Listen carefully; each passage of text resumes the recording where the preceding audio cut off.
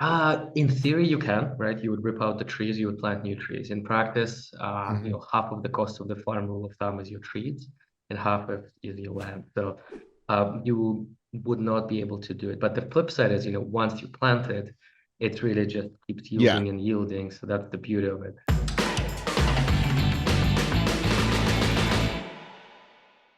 I wouldn't say you would get smoked. I mean, in a particular year, you could get smoked, but over a long-term period, when we look at the index and the performance of a diversified portfolio, we believe it would do fairly well. So just to give you a couple more numbers, there's an index in the US called the NCRE Farmland Index, Hmm. and from 92 to 2022, the total annual return was close to 11%. So it's done really well, and with low volatility of about 6.7%.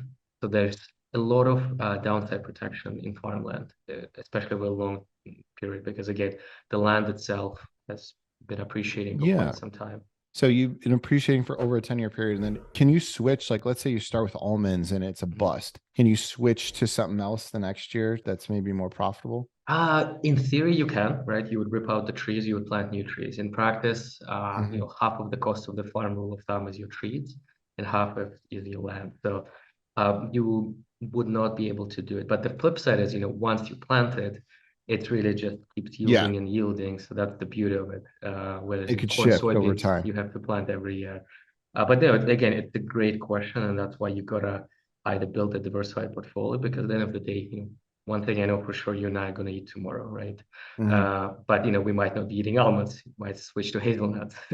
Yeah. But the general trend is, especially in the area that we specialize in, what's called permanent crops, so nuts, fruits, vegetables. It's a more of a premium crop. So healthy eating, better diet, more income in general leads to people consuming more of those types of products. And so the long-term trend is very compelling.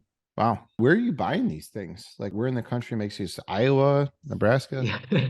Well, yeah, Nebraska. Yeah, we do have a farm in Nebraska, corn, soybean, but so permanent crops, mostly California, Washington, and Oregon. California grows more than 50% of all fruits and vegetables in the United States. It is an absolute ag powerhouse, and around 75-80% of all US nuts. And California produces 80% of the world almonds. So California is an absolute, incredible state with many microclimates and incredible infrastructure. People are very smart, the tech and the ports. So California is huge. I'm sure you and your listeners. There's always well publicized headlines about drought in California. Droughts happen in California all the time. That's just cost of doing business, and it's important to get the water right. And then Washington, fantastic state, great water, again, great people for apples, and then Oregon for hazelnuts. And then we do have, of course, um, Midwest, so farms in Illinois, in Nebraska, in Oklahoma. We have pecans in Oklahoma, and looking at other states as well. So I think we're in 9, 10 states right now. Wow.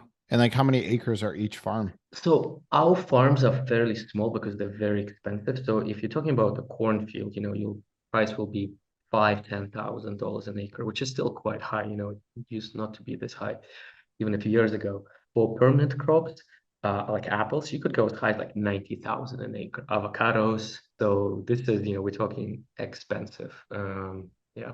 Wow. Are you buying existing farms sometimes as well, or is it all always brand new? Both. So a lot of our farms are brand new. We like to, I would say, yeah, some existing. A lot of our farms have been more what we call development, and that's because we prefer to provide what we call creative transformative capital to farmers. So typically, we work with very large farming families, multi-generational businesses, and they know really well what they're doing, and they have a lot of ideas and long-term thinking of what they want to do with their business, and we're able to provide them with a capital that is more kind of creative and non-standard versus what they can get from a bank. Because one thing that is really cool to know, I think, in farmland, the financial services and product are very underdeveloped compared to real estate. I feel like in real estate, you can slice and dice things left and right. There's so many fascinating financial models. We have a saying in farmland that we're 20 years behind real estate. So there's a lot that still doesn't exist there that we're able to provide to farmers. So yeah, a lot of it is development. Wow. Talk me through kind of how it works. So you guys go in, you seek out a farm. What is it like what's something that that's attractive about, like for me, I know if I find a deal to me is something that's undervalued, right? So it's got rents that are below market, or it's got, capital improvements needed across site. But the main thing is the rents. Expenses are too high. What are you seeking out to know if a farm opportunity is attractive? Yeah, look, I think farmland is a interesting asset class because it sits in between a few different asset classes. So you have real estate, exactly right, and I think in real estate, buy low, sell high, right? Location, location, location is another one. So that is one of the things we look at. Are we buying it at a good price? And the way we do it is we have this internal tech tool called Terra that continuously scours the internet as well as brokerage websites to always build kind of this dynamically updated comp table. There's one thing is that in farmland, we don't have like Zillows and Redfins. There's no Bloomberg or central source of transaction data. It's still very scattered and hard to access. So that's one aspect. Farmland is also in some ways like timber. It's like bonds. It's like infrastructure. There's a few things here and there. So another thing we look at is with the right team, can we develop it into something? So you have that development premium. And because we work with, I think, like really strong farmers, you as an investor essentially get to piggyback on the expertise and in our oversight. And so there's benefit there. And then you're having a thesis on particular region, particular crops, where you think, hey, this price right now, almonds, for example, I think is a good buying opportunity right now. So that's important. And then I think what our team does really well is also looking into water in California. It can be make or break a farm. And so being able to invest with good knowledge of water, and we could do a whole other podcast just on water in California, such a Byzantine, framework of laws and regulations and bylaws.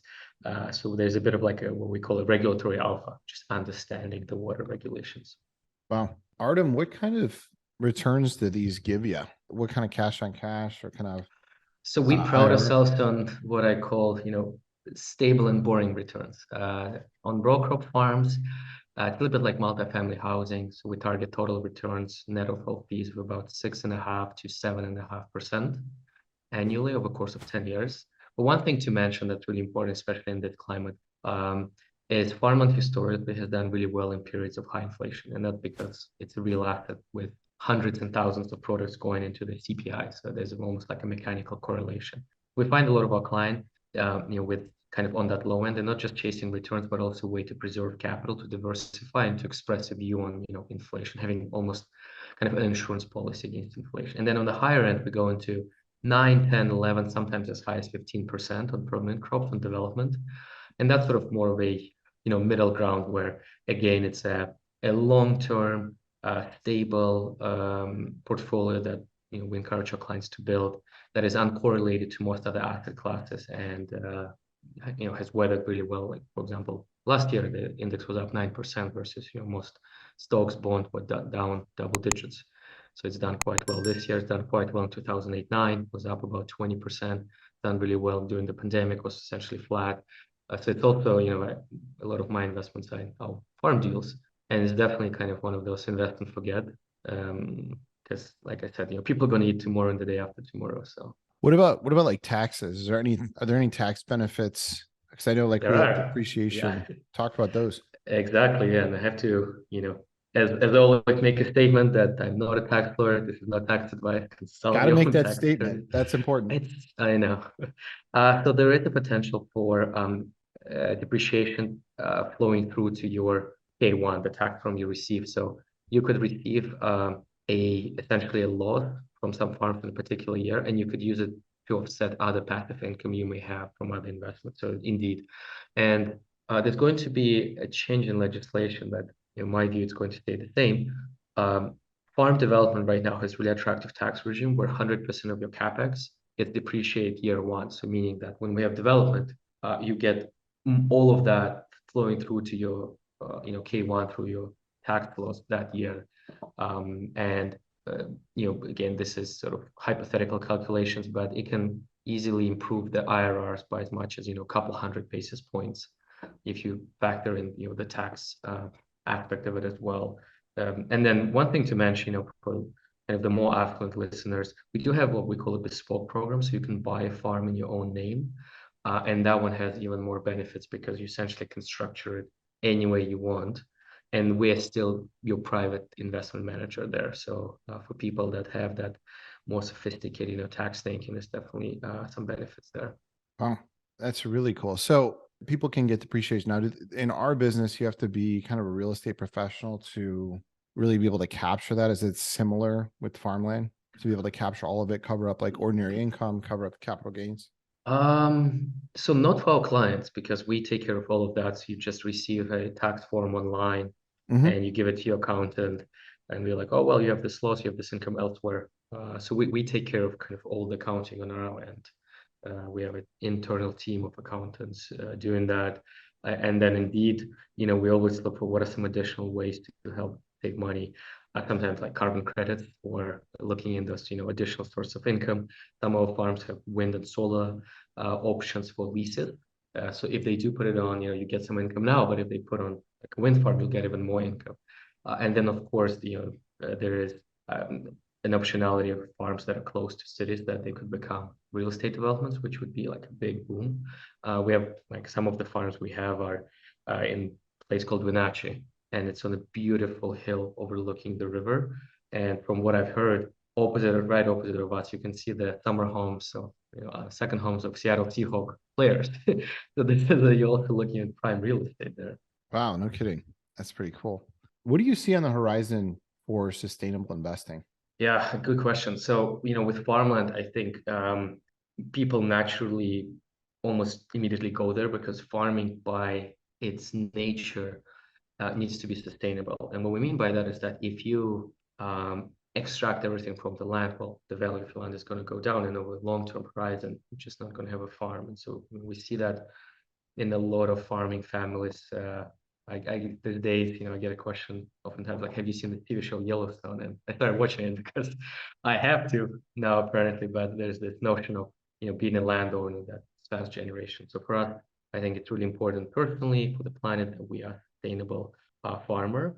And so what it means for us today is that we're part of this standard called Leading Harvest, which is a third-party audited sustainability standard that aims to kind of audit the farms based on certain metric. And some of them are universal across farms, right? Like how much fertilizer they're using, are using more efficient irrigation systems. Some of them are more specific because also each farm is different.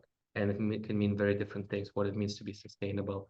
Unfortunately, unlike the organic label, there isn't yet a equally popular regenerative or sustainable label, but we are working on that.